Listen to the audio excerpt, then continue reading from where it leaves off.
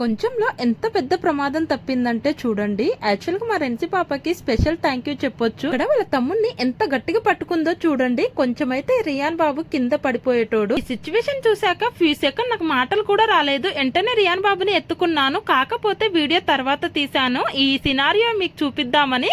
Normal గా రెన్సీ పాప rayon ని పడుకోబెట్టేస్తాను ఆఫ్టర్నూన్.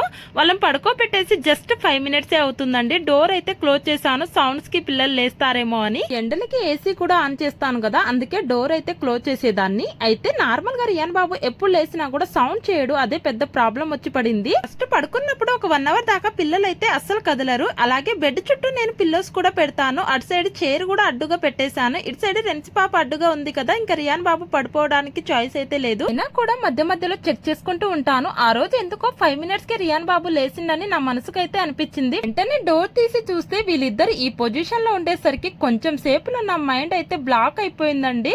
ఇంకప్పటికి రెన్సీ పాపను మెచ్చుకోవచ్చు అని చెప్పొచ్చు. ఆమె నిద్రలో ఉంటే 1 hour దాకా అస్సలు లేవదు. ఇప్పటికీ ఆ సినారియో తలుచుకుంటేనే భయం వేస్తుంది. కొంచెం అయితే రియాన్ బాబు కింద పడేటోడు, అది కూడా హెడ్ కే దెబ్బ తగిలేది. మనం ఎంత కేర్ఫుల్ గా ఉన్నా కూడా ఇలాంటి సిచ్యువేషన్ ఒక్కొక్కసారి ఫేస్ చేయాల్సి వస్తుంది. అందుకే ఒకటే చెప్తున్నాను, న్యూ మామ్స్ కొంచెం కేర్ఫుల్ గా ఉండండి. రెన్సీ పాపకి స్పెషల్ థ్యాంక్ యూ చెప్తున్నాను.